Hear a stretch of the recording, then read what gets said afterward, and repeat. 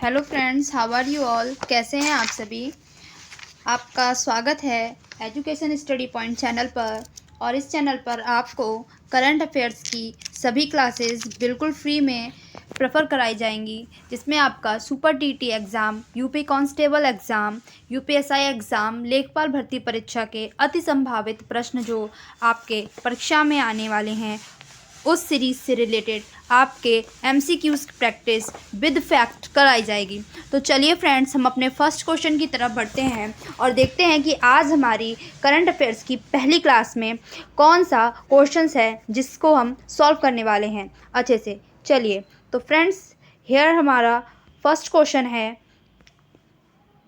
First question आपका है, IMD द्वारा जारी वर्ल्ड टैलेंट रैंकिंग रिपोर्ट 2021 में भारत को कौन सा स्थान प्राप्त हुआ। ठीक है, तो ये हमारा सबसे पहले क्वेश्चन है। तो सबसे पहले हम यहाँ जानेंगे what is full form IMD। तो this full form of international institute for management development. ठीक है, इसकी ये फुल फॉर्म होगी। ठीक है, अब मैं आपको बता दूं कि जो इसकी स्थापना है वो 75 साल पहले बिजनेस लीडर्स द्वारा बिजनेस लीडर्स के लिए की गई थी। ठीक है, किसके द्वारा की गई थी? बिजनेस लीडर्स द्वारा बिजनेस लीडर्स के लिए की गई थी।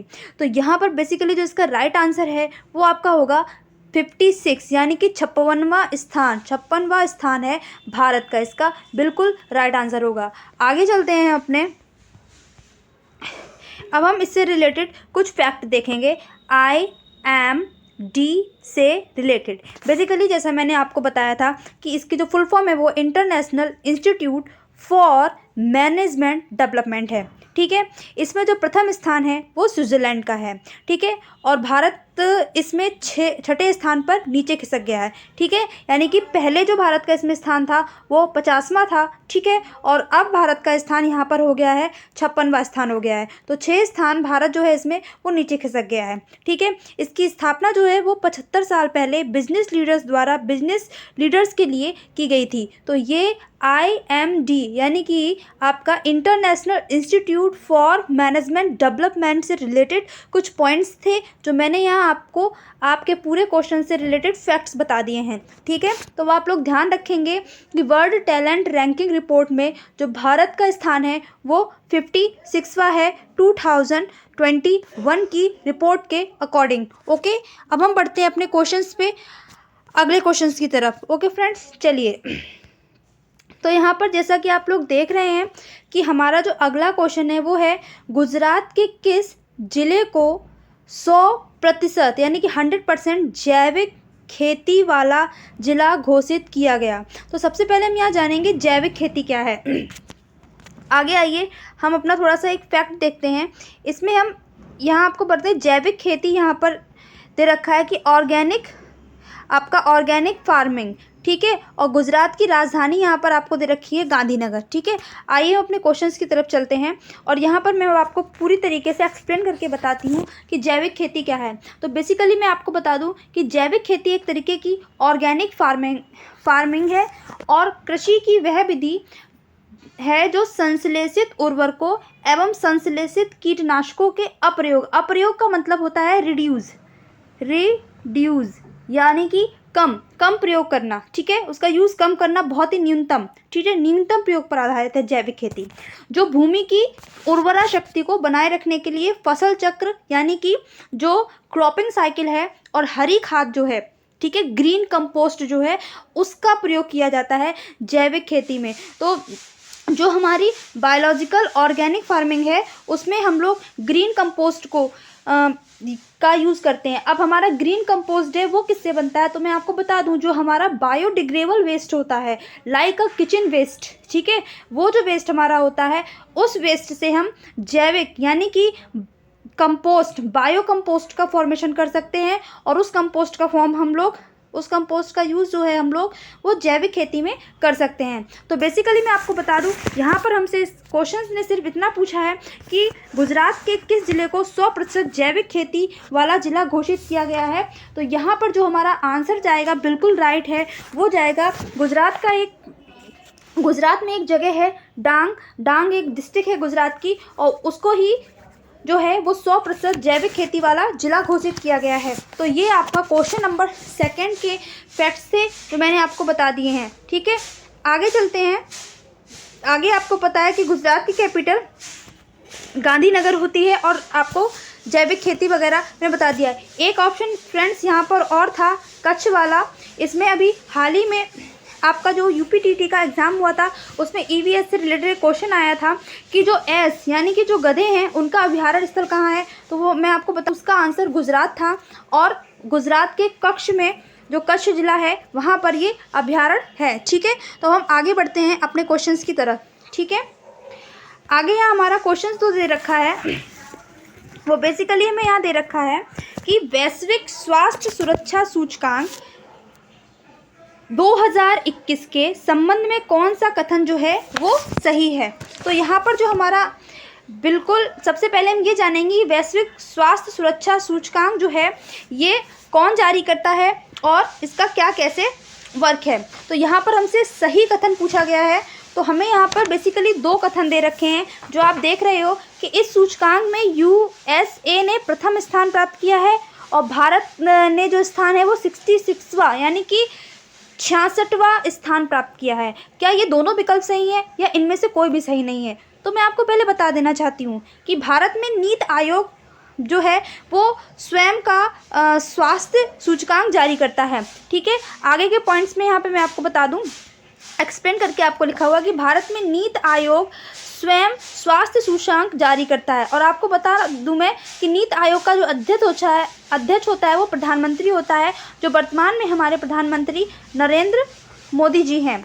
ठीक है, वो हमारे वर्तमान के प्रधानमंत्री हैं, ये नीति आयोग के अध्यक्ष हैं। ठीक है, अब मैं आपको बता दूं कि वैश्विक स्वास्थ्य सूचकांक में लगभग 195 जो कंट्रीज़ हैं इनका आकलन हुआ था, जिसमें मैं आपको बता दूं यूएसए ने प्रथम स्थान लिया था। ठीक है, संयुक्त राष्ट्र अमेरिका, ठीक है, इसका प्रथम स्थान है और दूसरे पर हमारा फिनलैंड है। अब आपको मैं बता दूं कि यूएसए की जो कैपिटल है वो है वॉशिंगटन डीसी। ठीक है, वॉशिंगटन डीसी हमारी यूएसए की जो है वो कैपिटल है। और इसके बाद फिनलैंड की जो कैपिटल है वो है हेलिंस्क। ठीक है, हेलिंग्स जो कैपिटल है वो फिनलैंड की कैपिटल है हेलिंग्स, और यूएसए संयुक्त राष्ट्र अमेरिका की कैपिटल है वॉशिंगटन डीसी। ओके, अब हम चलते हैं अपने क्वेश्चंस की तरफ कि हमारे क्वेश्चंस का जो आंसर है वो क्या है। तो जैसा कि पहला मैंने आपको बताया था कि यूएसए मतलब आपका यूनाइटेड स्टेट। ठीक है, यूनाइटेड स्टेट ऑफ अमेरिका, ये आपका प्रथम स्थान पर है, बिल्कुल सही। और सेकंड पर आपका फिनलैंड है। ठीक है, लेकिन यहाँ पे हमें दे रखा कि भारत का स्थान, तो भारत का यहाँ स्थान 66वां है। ये दोनों ऑप्शन ही हमारे सही होते हैं, लेकिन हम दोनों तो टिक नहीं कर सकते, तो इसीलिए बेसिकली हम जो अपना ऑप्शन टिक करेंगे यहाँ पर वो हमारा होगा दोनों विकल्प सही हैं। ठीक है, तो विश्व स्वास्थ्य सुरक्षा सूचकांक में भारत की रैंकिंग कितनी है अगर आपसे पूछी जाए तो आप 66 बताएंगे। ओके, और प्रथम स्थान पर कौन रहा है तो आप बताएंगे यूएसए।